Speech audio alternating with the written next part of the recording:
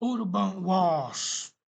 Tehran, Iran, a Tuesday like any other, until it wasn't. Her crime, improper hijab. Her sentence. 3 days later, she was dead. The state said, natural causes. The bruises on her body told a different story. In her Kurdish hometown, something unprecedented happened. Women began removing their headscarves. A personal act of mourning became a political act of rebellion. Within 72 hours, a local tragedy became a national crisis, and Iran was about to experience a new kind of urban warfare. It began at universities. The youth, 70% of Iran's population under 30, had found their catalyst. The regime's first move, kill the internet. But they underestimated a generation raised on technology. While the state turned off the internet, protesters turned on their ingenuity. This wasn't just protest, it was cyber guerrilla warfare. Each video was a bullet. Each share was reinforcement. In the digital age, visibility is power. And for once, the regime couldn't control the narrative. This wasn't a Tehran movement. This was nationwide. Urban,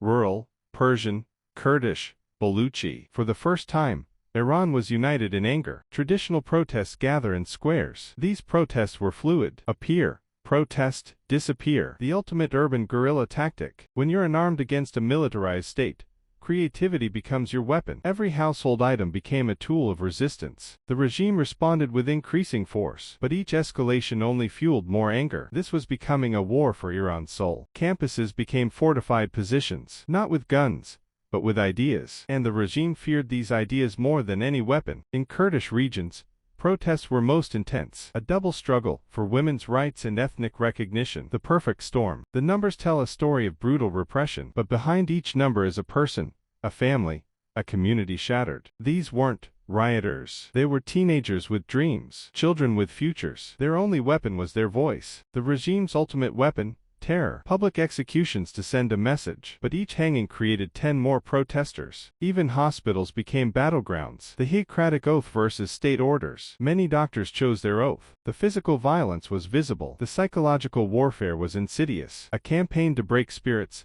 not just bodies. As Iran went dark, its diaspora turned on the lights. From Berlin to Los Angeles, Iranians abroad became the movement's amplifiers. The world watched, condemned, sanctioned, but Iran's protesters wanted something more tangible, their internet back, their voices heard. By winter, a pattern emerged: weekend protests, weekday repression, a grueling marathon where both sides tested endurance. The regime faced a perfect storm: political anger plus economic despair, a combination that has toppled governments throughout history. The regime didn't fall, but Iran changed forever. A generation lost its fear, and once fear is gone, it never fully returns. Iran 2022 created a new protest playbook, one that export controls can't stop, that censors can't fully block, that guns can't kill. The regime learned too. This was a digital arms race, with each side upgrading their capabilities after every clash. This began with a woman's death. It became a women-led revolution. And while the streets may be quieter now, the change continues in homes, schools, and hearts. Iran, 2022. A war fought not with tanks, but with TikTok. Not for territory, but for the right to choose what to wear. Not won, not lost, but forever changing what it means to resist. The battles in the streets may have paused, but the war for Iran's future, that's just beginning.